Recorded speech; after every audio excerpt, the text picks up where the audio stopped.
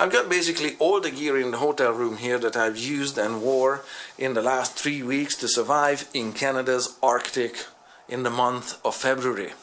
In this video, I'll go over all of this gear and share with you what worked and how well.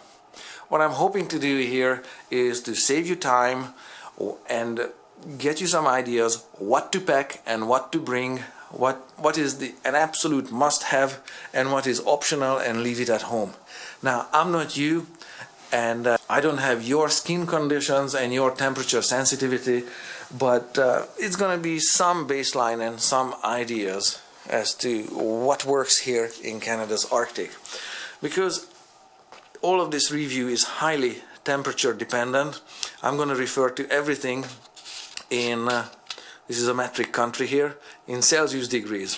So the temperature outside ranged between +5 for about 5 days. Most of the time it was -15, and for about 10 days it was -30. So that's the range of temperatures, and every day I had to spend outdoors at least 20 minutes walking from office to office, or walking from heated space to heated space. Usually I spent about an hour to 2 hours outdoors every day, as much as 5 hours on some days, watching sled dogs standing around doing not much, not doing anything physical that generates body heat. So I have those activities, and like I said, I'm trying to save you time here and get you some advice what to bring and what's absolutely useless, and what is it that you absolutely must have at the same time. So we're gonna go over base layers, headgear, hands and feet, jacket and outer gear, mid layer, everything. I'm gonna go over the materials. I'm gonna tell you what the garment item is made of and how it worked for basically each item. Before you go anywhere in the Arctic, if you have to buy new gear that you have never tried and worn before, do it. If you find out that you're allergic to polyester fiber or some of these synthetic fiber blends, and you're already in the Arctic, it's a bad time to find it out that you're allergic to some of these materials, okay? So wear everything at home for at least 1 day and test ride them, or just test out the garments and see how they work with your skin, okay? And wash everything, and make sure that they shrink or adjust in size and whatever, and then wear them again. Make sure that they're still good.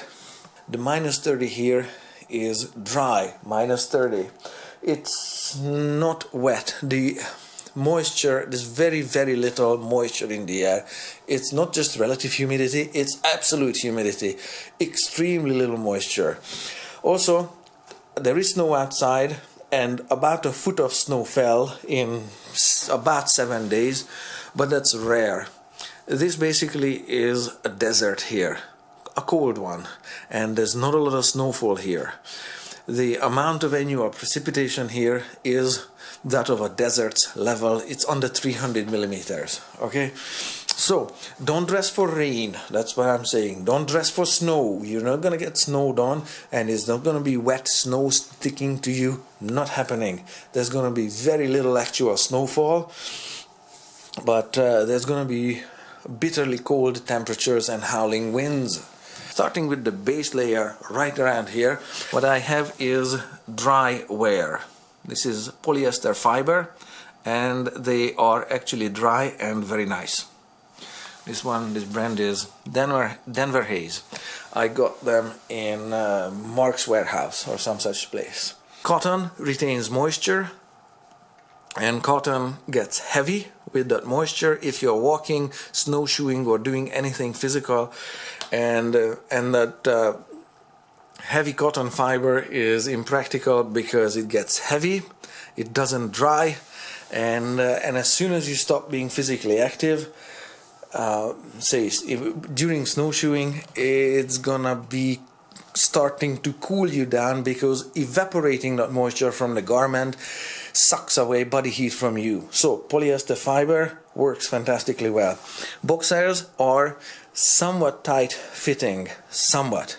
They are not baggy by any means, but they are not super tight either. More detail on that one in just a sec. Also base layer. So this is pants with long leggings, and this is top with long sleeves. They are tight fitting with narrow arms on this one and tight leggings. I hate it. It's too small. This one is size L, made by, this is the manufacturer, and this is a 30% wool, 70% polyester blend. The top is 50-50 wool polyester blend. I was told by people living in Ontario and being used to cold weather that I must have 100% wool because anything else will be miserable. You know, I never used these, not even in minus 30 degrees. Seriously, I wore them once while leaving from the Pacific Northwest along the 49th parallel from the airport. I was overheating in wearing these. In 5 minutes I was sweating, dripping sweat from my eyebrows. I was so hot in these. They work, absolutely, but they have to be the right size. If it's too small and it keeps riding down your hip, it's just gonna piss you off. And if you wear it at the airport, that's not the place to wear these. You have to have at least minus 20. With my individual sensitivity to heat or warmth, at least minus 20 outside to wear these. Even in minus 30, spending 5 hours outdoors, I never wore these once for 1 minute. Possibly, yeah, because it's kind of too small and it was just annoying me. But they do work. They did warm me up or heat me up, okay? But minus 30, I know it's strange to hear minus 30 is not cold enough, but seriously, it wasn't cold enough. Are they a waste of money? Oh, if you buy wool, this would cost $120 and the top would cost $120 or $150 or $100 or something of that magnitude. So should you spend that money? I don't know. Wool could also be itchy. So these ones didn't work for me. I'm not saying they are bad or whatever, but I never needed them. End of story. So that's base layer. Next one, mid layer. I wore pants. This one is a dress pants. It's kind of dark blue on this almost black table. Sorry about that. This dress pants is cotton. Is made by Denver Hayes. 100% cotton. I didn't like it because this cotton dress pants is too tight. I can't wear those base layers underneath, and they were too tight for walking and snowshoeing and going in the snow and whatever. This one, made by the North Face. This pants works fantastically well. And that's the tag on it. I don't know exactly what model it is. It's kind of hard to read. And this is polyester fiber. Let me see. Sorry, 95% nylon and some percentage of elastan in it. Yeah, and I really like it because this is a cargo pants with that zips there and there. It's baggy enough, so I can tuck into it the shirt to overlap it here around the hip. And you remember seeing Eskimos wearing these animal furs and parkas? All of those animal furs and parkas are worn baggy. Okay, that's key. Bagginess, because air trapped inside the furs insulate and keep you warm. So stuff has to be baggy enough. If it's super tight spandex, whatever, or even these dress pants, they work in an office, at work, on the 49th parallel. It doesn't work north of 60 because it's too tight for that. I can't lift my knees in the snow, and it's cotton fiber, not breathable, eventually wicking away heat for evaporating the moisture in the clothing as soon as you stop walking or doing whatever physical activity you're doing. So polyester fiber pants, top of the line. And it's baggy enough, the North Face. I also have this slate gray. Let's go to here some more lights here. I've got this slate gray pants on me, made by, what is it, Wind River. So this must be also from Mark's Warehouse.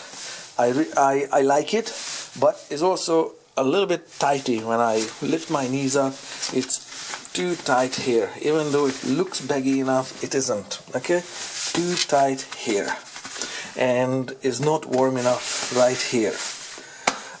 Do I like it? It's okay. I keep these ones, but these cotton dress pants, it's okay. It wasn't a total mistake, but that's what worked best. That's all I can say about that. Next one, of course, I wore shirts like this one, polyester fiber, short sleeve, and made by StormTech. Many of these garments are made by StormTech, and I'm not shooting a commercial here for StormTech, but technical gear like StormTech and the North Face manufacturers make, they work. Okay, they are made to work in the Arctic. So short sleeves, fantastic, even in -30, it's good. That kind of polyester fiber worked. I also have some other shirts here. They're kind of drying after whatever laundry. Long sleeve, polyester fiber, and also StormTech. I like these because they are baggy enough, and they work fantastically well because of their bagginess. But they are baggy enough to put the base layer underneath, and also baggy enough, if it's not that cold, to work all day in the office wearing that. On top of that shirt, I wore one more item for base layer. I've got two StormTech tops here. Here is one of them. It just says L in the middle. I know there's not a lot of light on it. That's how this looks. The sleeve on it is too tight. I can't wear this dress shirt, or even that one is a tight squeeze underneath this one. This is too small. I need a bigger one, or the sleeve is too small on it. I never wore it. I did not test it. It's not working. It's too tight in the chest. It's bothering me, and it's too tight. Is not good in the Arctic. It needs to be more baggy. I'm gonna return this one. Yeah. What worked fantastically well, or exchange it for a bigger one. I need XL. I need XL. This one is kind of similar to this top here, also StormTech. This one has a model number of CX-1. I saw it right there. CX-1 is the model number, and this is 100% polyester fiber, but this thing is bonded. It's a fleecy, I don't know if you can see, not really because it's black fleece, a fleecy layer on the inside, and is bonded to some water repellent, rubbery, elasticy, somewhat stretchy material on the outside.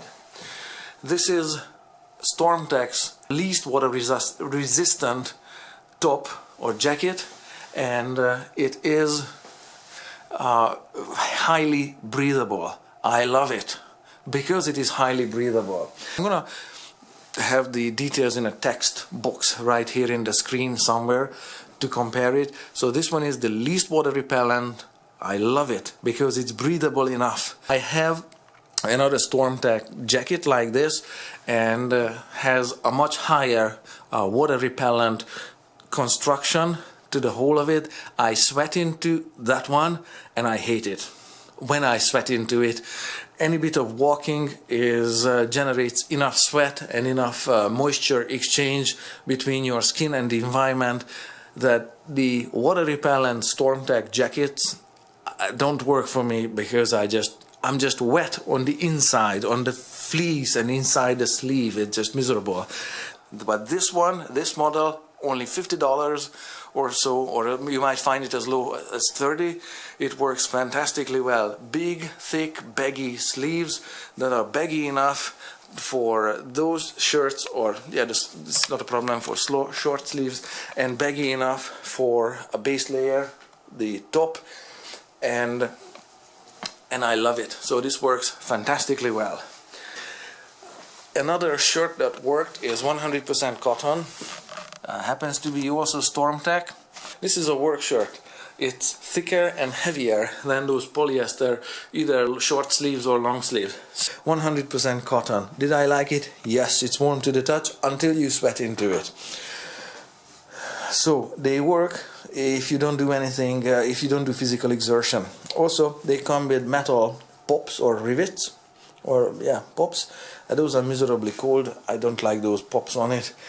But this is a heavier cotton shirt, weighs about twice as much as the polyester fiber shirt. Did it work? Yeah, it was okay. I actually like it, that it's warm to the touch, whereas the polyester fiber is neither cold nor warm to the touch. I just like the warmth of cotton, but yeah, just don't do anything physically exerting. Alright, that's mid-layer. This bib pants here is made by BMW, and this model is Torrance 2, and it's double XL, not because I'm massively fat, but again so that I can fit all of the base layers normally underneath. It's at least 7 years old, possibly 10. It's been working fantastically well, and especially what works in Canada's Arctic here is that it's baggy. It's big enough for trapping air and insulating with that air. With its bagginess, I could fit, and of course, my normal pants underneath.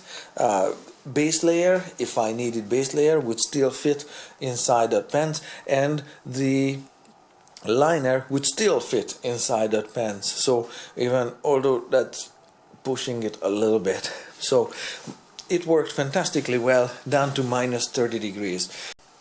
So the pants and the jacket are motorcycle gear. They both have a liner. The liners are over there on the floor. This is for the pants. It's black, and it's got this water repellent coating on it, and Gore-Tex and whatever. I didn't use the original BMW liner. This is Olympia, and the liner fits the pants.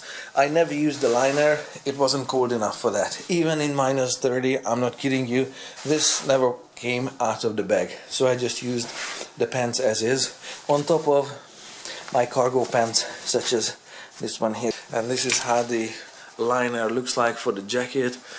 Somewhat this is silvery looking on the inside for reflecting heat and retaining body heat. Never used either one of these. I do use them at home along the 49th parallel for rain in the Arctic here. Never needed them. I was never cold. That's it. I was never cold. I just used the pants without the liner,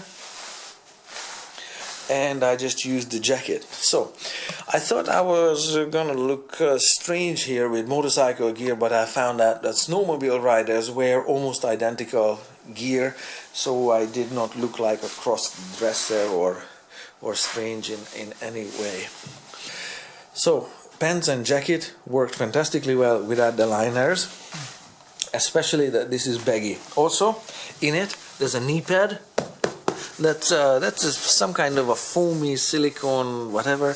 Knee pad that extends down. It's a shin pad as well as padding, extra padding for the hip, which is another foam shape about this wide and about this long. So all those help with insulating.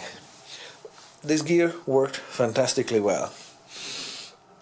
The jacket is made by Olympia, and I don't have a model number for this one, but this is how it looks like. There, Olympia Motorsports, and also has these motorcycle pads in it, in the shoulder, extending down to about here, and in the elbow here, starting here, extending into the forearm, and also has a spine pad or a back pad there, starting here at the neck, coming all the way down to the hip here. So all of those pads help with insulating. They are foamy lightweight, airy materials that trap air, and I was never cold underneath or wearing these, or never had a cold chest or a cold back or a cold elbow or a cold kneecap. Okay, they work fantastically well. The reason why I have carabiners on them, I also like these because it's got enough loops and things to put these carabiners on them. What I do with the carabiners is clip on the gloves. The gloves have this cuff, and I don't use the cuff, but I use it for clipping it on, and so I don't have to put them down anywhere or lose them. And also clipped on my cleats. You go indoors, the cleats puncture the floor, and I have to take them off all the time. So my cleats were also clipped on. More on the cleats later, coming up in a sec. So, use them without the liner. Snowfall and moisture and rain is not an issue here. For the bitter cold, they worked fantastically well, as is without the liner, with the StormTech jacket, polyester fiber StormTech shirt, either long sleeve or short sleeve. Base layer I didn't wear, but everything worked fantastically well, down to -30 in howling winds. Because I always walk about with a backpack on my back, that's also additional insulation. And I want to show you that on the back, I have the back open here. This is I don't know if you can see it, it's a perforated material, not too well. Well, anyhow, it's a perforated material allowing air exchange or cooling down on your back. Here is the spine pad, you can see its shape. So even though this was always open, but that was on my back, I was never sweaty on my back, and I was never cold on my back or on my chest anywhere. The sleeves also could zip open here for ventilation. Works well on motorcycle. I had this closed all the time, never had a problem in the cold. And sometimes the winds are howling. Okay, so strong winds you can expect. This is where the forests end and the taiga begins, and on the taiga winds howl. Alright, so that's it, jacket and pants. The reason why I have the thermometer here, because it's clipped on my jacket. I need to know what temperature is outdoors all the time, because I can't tell -30 from -5. I really can't. I need to know so that I can layer up a little more. There was a little bit of difference between +6 and -30, and the difference was that maybe I didn't wear that StormTech jacket there or something, so I thinned out my layers a little bit. Sometimes I can just wear those pants with those boxers and no pants on, you know, so when it's like +5, because I didn't want to get a heat stroke like I did at the airport. So let's get to gloves. I have these BMW motorcycle gloves. Let's see, what do we have here? Model Pro Winter 2. There's the size Größe, which means size in German, yeah. And so they are superbly padded and thick. They don't have hard plastic bits in them like many motorcycle gloves. This is just soft everywhere. I love it. It worked fantastically well. The occasion when I had my fingers cold is shooting videos and taking the gloves off, clipping it on in no more than 2 minutes. In -30, my whole hand was aching as if it was stabbed by 1,000 knives, something like that. That's how cold -30 is, especially when the wind blows. So nothing wrong with the gloves. It was my video shooting adventure here. And then you put the gloves back on, and then you shake your hands to get some blood circulation in it, and jump around, and then your hands get warm in 3 minutes again. So don't take them off. Don't take them off, and absolutely must have good gloves. Even just for 2 minutes outdoors. Okay. So here in this magazine you can see an idea here. This magazine is just like maybe not in-flight magazine, but whatever. I picked up something there, and they talk about these fuzzy gloves, and here is a progression of things. You can see September thin leather gloves, October, November mitts, and that one just says something pretty. Well, in February, because February is not mentioned, or December or January, so winter is not mentioned, these BMW motorcycle gear or gloves worked fantastically well with the long gauntlet here. Next one is headgear. Let me tell you the headgear. Oh, this one is a neck warmer. It's just a straight piece of tubular something. You can see I can put my hand through it, and this one is comes down on your chest, and this one, this part here comes down on your back a little bit. Now, so that's how you look like when it's on you, and this one keeps sliding down. So it's a neck warmer, but it works with a helmet. If you have a helmet on a snowmobile, works fantastically. If you don't have a helmet on, this is just gonna keep riding down. So that's where the next piece of equipment comes in. This ski mask that has a cutout for the eye. So the edge of this holds down the edge of the neck warmer, and they stick together and they work. This isn't especially warm, it's actually quite thin, but it works fantastically well. This one is tight fitting. I'll put it on, I'll show you.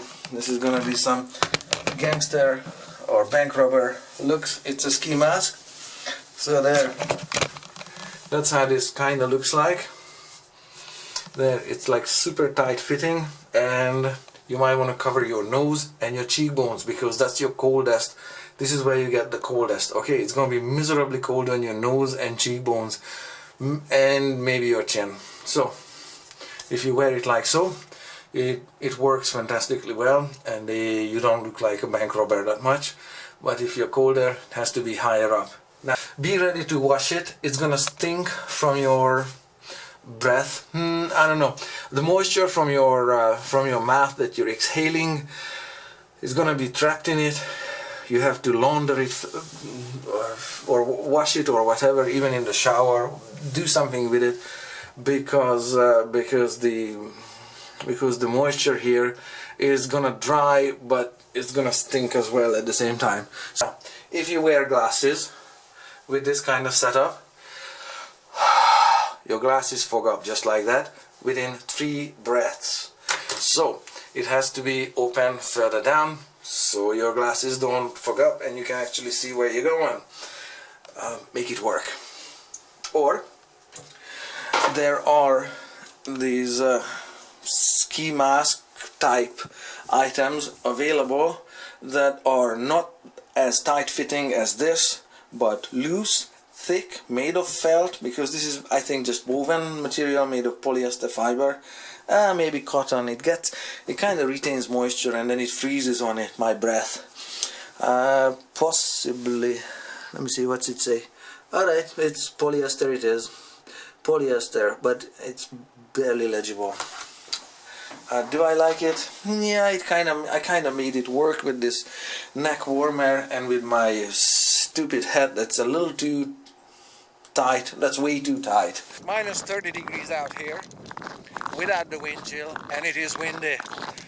Hence I need this terrorist gear, but don't worry about it. Everybody's dressed like this. This is how you walk into the bank and in the store, and it's normal here. Is it the best gear? No. Especially not with glasses. So figure out something that works for you, and like I said at the beginning, test your equipment to see if the combination that you intend for these to work actually work the way you expect them to work. So I kinda made it work with my glasses. It's okay, it worked enough. It worked well enough down to minus 30, but when it was windy, when it's really windy and howling in the taiga, it's limited. Okay, we'll go with that. It was okay. This is synthetic fuzz, synthetic fleece, polyester fiber. This one also polyester fiber, very thin. It worked in +5, does not work really below 0. And this hat is, I chose it and I brought it for its shield to keep my glasses dry from billowing snow and billowing ice crystals. The shield worked for that, but the hat itself is too tight. It's that's tight, and that's okay for that, to the ski mask, to keep the edge of the neck warmer on and stop it from riding down.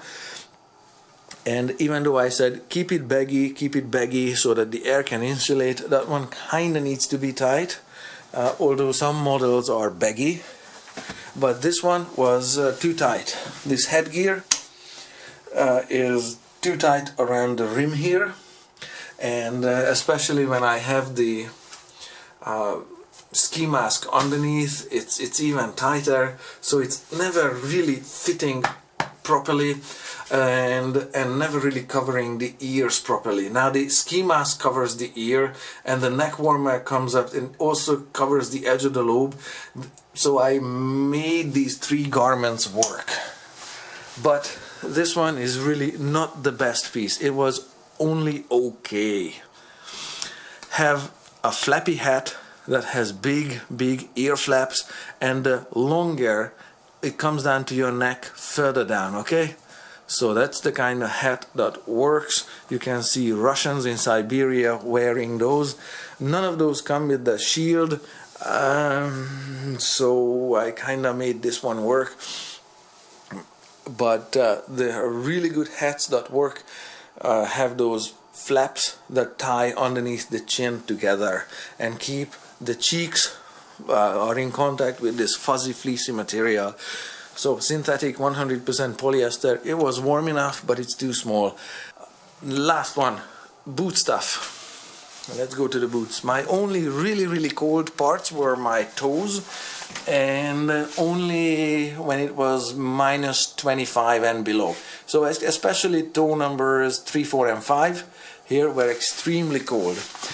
This BMW riding boots is about 1.8 millimeter thick leather, if I remember well. I forgot the model name for these boots, but I do remember cowhide split, 1.8 millimeter thick, and it's got thickly coated with some water repellent material. Not important in the kind of dry snow, not critically important in the kind of dry snow we have here. It's very important along the 49th parallel, the water repellent material, because in the wet snow it's important to keep it not soaked.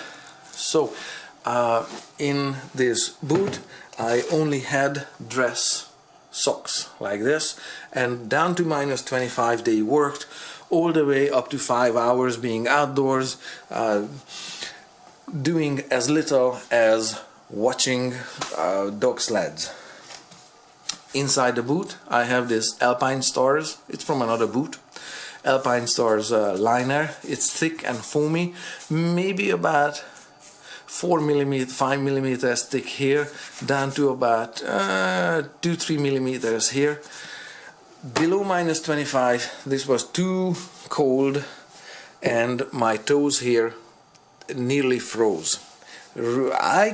I have socks, woolly socks or thermal socks. I don't know how they work. I never opened them. There, some of this is even StormTech. So I didn't expect my toes to be that cold in that temperature. I had them, but I didn't have them in my pockets. In my pockets there on the jacket I had the one side is neck warmer, the other side is ski mask.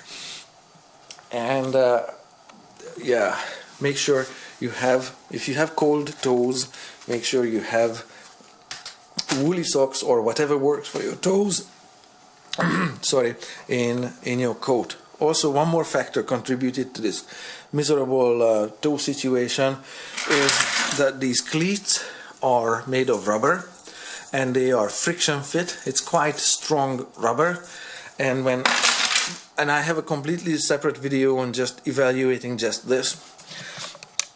And I also have a completely separate review on the boot, how the boot works in rain along the 49th parallel. So when the cleats are on, they clamp or squeeze the boot together. In the boot you must have some space for your toes where you can wiggle your toes and have air in it. Once the boot leather is clamped tight on your dress sock and on your toes are doomed from then on. You must be walking or doing some physical exertion in order to keep your blood circulating enough to keep your toes warm. If you're just standing along and spectating something, it's not gonna work below -25. Up to down to -25, it worked, no complaints. But when it was -30 and cold, windy, whatever, and not walking, not doing anything, problem.